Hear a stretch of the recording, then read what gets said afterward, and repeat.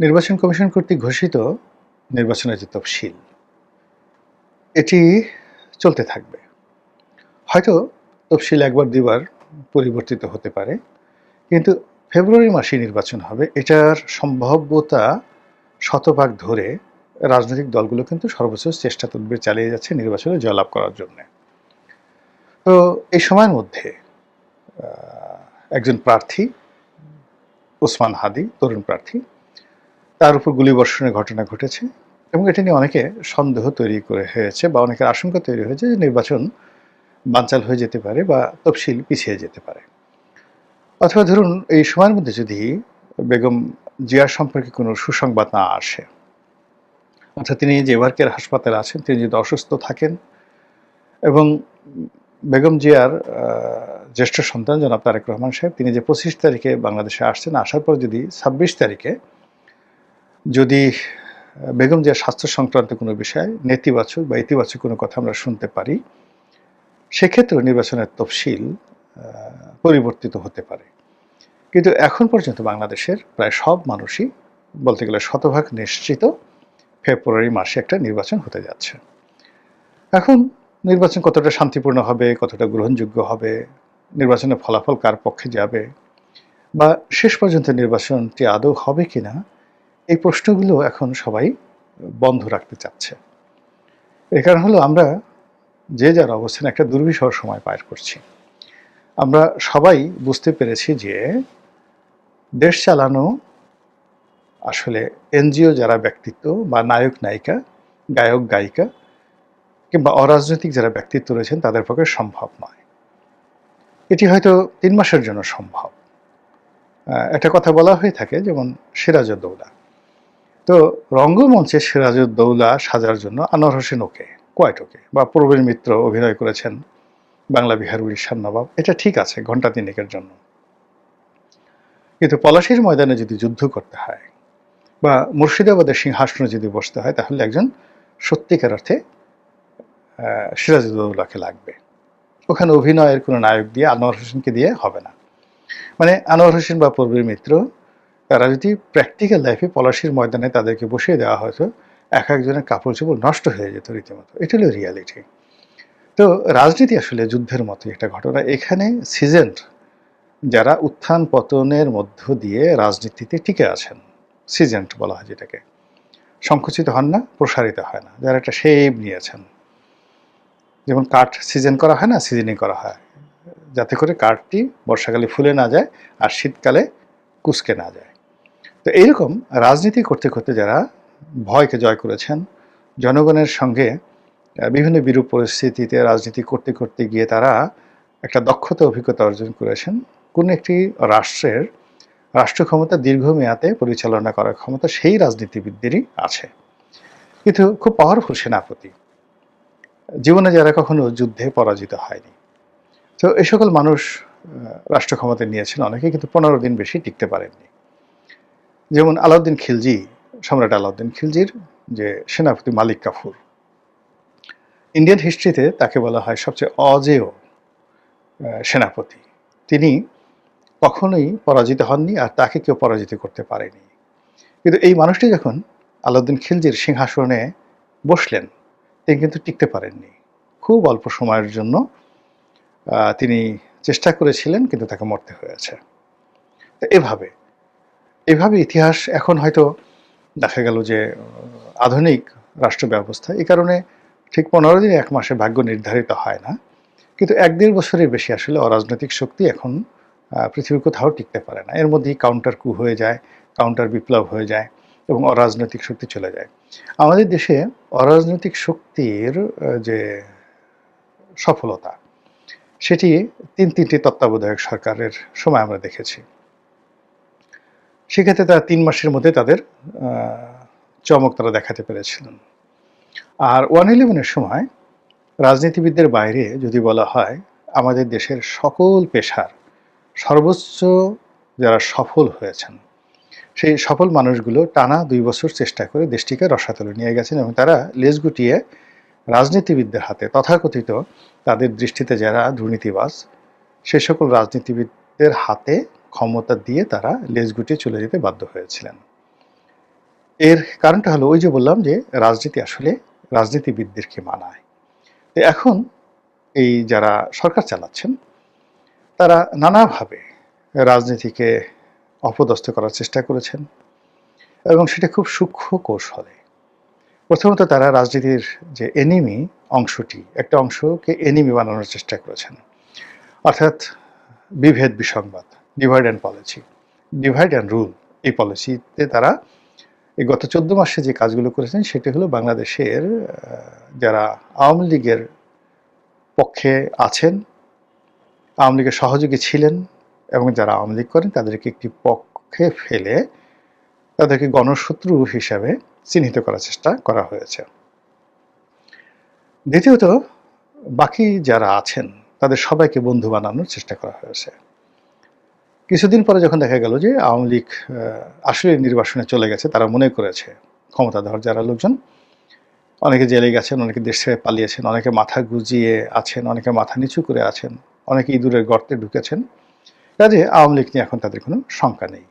তখন তারা যে কাজটি করল যে বাকি আওয়ামী লীগের বিরুদ্ধে যে সকল রাজনৈতিক শক্তি রয়েছে তাদের মধ্যে ডিভাইড অ্যান্ড পলিসি, তাদের একে অপরের সঙ্গে সেই দেখা গেল যে ঝামেলা বাঁধিয়ে দেওয়া, বিভেদ বিসংবাদ তৈরি হওয়া বা তৈরি করা, এই জিনিসগুলো এখন বলতে গেলে ওপেন সিক্রেট হয়ে গেছে। তো এত কিছু করার পরেও দেখা যাচ্ছে যে সরকার স্বস্তি পাচ্ছে না। সরকার স্বস্তি পাচ্ছে না, এর কারণ হলো যে প্রায় সকল রাজনৈতিক দল আওয়ামী লীগের ভোটারদের জন্য রীতিমতো নির্বাচনের মাঠে মরিয়া হয়ে পড়েছে। বিএনপি, এনসিপি, জামাত, যারাই নির্বাচনের মাঠে যে যেখানে ভালো অবস্থানে আছে তারা তাদের প্রতিপক্ষকে দমন করার জন্য আওয়ামী লীগ তোষণ নীতি শুরু করেছে। তারা বাড়ি বাড়ি গিয়ে আওয়ামী লীগ নেতাদের বিরুদ্ধে যে সকল মামলা হয়েছে সেগুলো তুলে নেওয়ার আশ্বাস দিচ্ছেন, আওয়ামী ভোটারদেরকে ভোট কেন্দ্রে যাওয়ার জন্য অনুনয় বিনয় করছেন, ভবিষ্যতে তাদেরকে পদ পদবি দেওয়া হবে, নিরাপত্তা দেওয়া হবে, এই ধরনের নানা রকম আশ্বাস দেওয়া হচ্ছে। এর ফলে কি হলো যে ঘুরে ফিরে সকল দলের মুখেই বারবার আওয়ামী লীগের নামটি চলে আসছে। এগুলো একটা। দ্বিতীয় যে ভয়, শেখ হাসিনা যে কোনো সময় ফিরে আসতে পারেন, টুস করে ঢুকতে পারেন, নির্বাচন বানচাল করতে পারেন। শেখ হাসিনার হাতে অনেক টাকা, অনেক ক্ষমতা, তিনি বাংলাদেশে যে কোনো অনার সৃষ্টি তৈরি করে যে কোনো পরিস্থিতিতে সরকারকে বেকায়দায় ফেলে দিতে পারেন। এই আতঙ্কের মধ্যেও বারবার শুধু আওয়ামী লীগ আর শেখ হাসিনার নামটি আওয়ামী বিরোধী যে শক্তিসমূহ রয়েছে তারা বারবার উচ্চারণ করছেন। তো যখন আপনি দেখবেন যে আপনার নাম যে কোনোভাবে উচ্চারিত হচ্ছে, it means you are alive. এখন আমরা এই যে আওয়ামী লীগকে নিয়ে ভিডিও করছি, আওয়ামী লীগকে নিয়ে কথা বলছি, গালি দিলেও মানুষ দেখছে, আওয়ামী লীগের পক্ষে বলেও মানুষ দেখছে, ইট মিনস আওয়ামী লীগের এখনও একটা ভ্যালিডিটি রয়েছে, এটা বুঝতে হবে। এরপর আরেকটি ঘটনা হলো যে রিফাইন্ড আওয়ামী লীগ, মানে একটা পরিশুদ্ধ আওয়ামী লীগ, রিকনসিলিয়েটেড আওয়ামী লীগ, অথবা সেই যে 1/11-এর সময় সংস্কারের কথা বলা হচ্ছিল ওইরকম একেবারে সংস্কারযুক্ত একটি আওয়ামী লীগ গঠন করা হবে সরকারের মদদে, সেনাবাহিনীর মদদে, পশ্চিমাদের মদদে, এবং তারা এই সময় ইলেকশন করবে। এই আতঙ্ক রাজনৈতিক দলগুলোকে কিন্তু পেয়ে বসেছে। এখন অনেক আওয়ামী লীগের জনপ্রিয় প্রার্থী রয়েছেন, তো তারা যদি এইভাবে একটা রিফাইন্ড আওয়ামী লীগ নিয়ে আসেন তাহলে পুরো নির্বাচনের মাঠের যে ফলাফল, এই ফলাফলটা ওলটপালট হয়ে যাবে। ফলে কি হলো, রাজনৈতিক দল এবং সরকার আওয়ামী লীগের ব্যাপারে এখনও কোনো মানে স্টেডি বলতে যেটা বোঝায় একেবারে স্থির এবং দীর্ঘস্থায়ী একটা কোনো সিদ্ধান্ত নিতে পারছে না। সকালে এক ধরনের সিদ্ধান্ত নিতে যাচ্ছে, আবার বিকেল অন্য সিদ্ধান্ত নিতে বাধ্য হচ্ছে।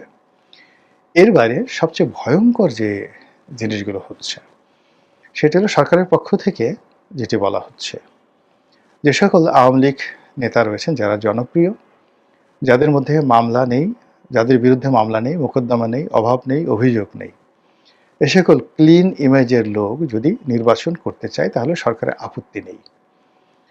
এটাও কিন্তু একটা ভয়ঙ্কর মেসেজ আওয়ামী লীগ বিরোধী শক্তির জন্য। এর কারণ হলো এখন স্বতন্ত্র দাঁড়ান আর রিফাইন্ড দাঁড়ান, যদি শেখ হাসিনার পক্ষ থেকে বাধা দেওয়া না হয়, আওয়ামী লীগের যে এই মুহূর্তে যে কমিটি, বৈধ কমিটি আছে, সেই কমিটির পক্ষ থেকে যদি বিষোদ্গার করা না হয়, তাহলে রিফাইন্ড হোক কিংবা ধরুন স্বতন্ত্র হোক, নির্বাচনের ফলাফলটা ঠিক পাকিস্তান ইমরান খানের পার্টি যেভাবে ভালো করেছে ওভাবেই হয়তো একটা পরিবেশ পরিস্থিতি বাংলাদেশে তৈরি হয়ে যাবে। অর্থাৎ বহু সংখ্যক প্রার্থী, এমনকি তারা যদি ব্রুট মেজরিটি পায় ইমরান খানের মতো, এটাও কিন্তু আশ্চর্য হওয়ার কিছু থাকবে না। আর অন্যদিকে যদি সেটা নাও হয়, তাহলে আওয়ামী লীগের ভোটাররা যে পক্ষে যাবে সেই পক্ষের পাল্লা ভারী হবে। যেমন আওয়ামী লীগের ভোটাররা যদি বিএনপির উপর বিরাগ হয়, বিএনপিকে একটা উচিত শিক্ষা দিতে চায় এবং জামাতকে ভোট দেয়, তাহলে জামাত সরকার গঠন করবে। আবার অন্যদিকে যদি আওয়ামী লীগের প্রার্থীরা না থাকে, ভোটাররা যদি ভোট কেন্দ্রে না যায়, তাহলে ভোট জমে উঠবে না। এবং সেক্ষেত্রে যদি ভোটার উপস্থিতি নেহায়েত কম হয়, তাহলে আন্তর্জাতিক অঙ্গনে এই ভোটের যে গ্রহণযোগ্যতা, সেই গ্রহণযোগ্যতা অতীতের মতোই হবে, অর্থাৎ 2014, 2018 এবং 2024-এর মতো হবে। ফলে আপনি দেখুন যে যেগুলো অল্টারনেটিভ আপনি বাদ দেন, মানে ধরেন না কেন, আওয়ামী লীগকে বাদ দিয়ে কোনো নির্বাচন কল্পনাই করা যাচ্ছে না। অর্থাৎ একেবারে তৃণমূল পর্যায়ে যদি ধরেন যে কিচ্ছু নাই, শুধুমাত্র আওয়ামী লীগের ভোটার, সেই আওয়ামী লীগের ভোটার যারা, তারা ভোট কেন্দ্রে গেলেও আপনার জন্য বিপদ, আর যদি না যায় তাও আপনার জন্য বিপদ। দ্বিতীয় অপশনে গিয়ে যদি আপনি আসেন যে আওয়ামী লীগ যদি একটা রিফাইন্ড আওয়ামী লীগ গঠন করা হয়, সংস্কারবাদী একটা আওয়ামী লীগ গঠন করা হয় এবং তারা ফরমালি সারা বাংলাদেশে প্রার্থী দেয়, রীতিমতো কেয়ামত হয়ে যাবে রাজনীতিতে। থার্ডলি হলেও যদি রিকনসিলিয়েশনের আন্ডারে আওয়ামী লীগের যে সকল ইমেজ সম্পন্ন প্রার্থী রয়েছেন, তারা যদি স্বতন্ত্র ইলেকশন করে এবং সরকার সেখানে গ্রিন সিগন্যাল দেয়, আইনশৃঙ্খলা রক্ষাকারী বাহিনীর নিরাপত্তা দেয় এবং রাজনৈতিক দলগুলো বৈদেশিক চাপের কারণে এটা মানতে বাধ্য হয়, তাহলেও কিন্তু রাজনীতির যে হিসাব পুরোটা এলোমেলো হয়ে যাবে। ফলে যারা মনে মনে কলা খাচ্ছেন, খান, কোনো অসুবিধা নেই, কিন্তু গাছ লাগিয়ে যারা কলা খান, অর্থাৎ রাজনীতির ময়দানে যারা পরিশ্রম করেন, চষে বেড়ান, তারা খুব ভালো করে বুঝেন যে বাংলাদেশের পরতে পরতে দুটো রাজনৈতিক দল, বিএনপি, আওয়ামী লীগ, তারা কতটা শক্তিশালী। আবার বিএনপি আওয়ামী লীগের দল, এই দুটো দল যারা শীর্ষ নেতৃবৃন্দ রয়েছেন, তারা এই গত 15 মাসে তারা হাড়ে হাড়ে টের পেয়েছেন জামাত কি, কাহাকে বলে, কত প্রকার এবং তারা কি কি করতে পারে।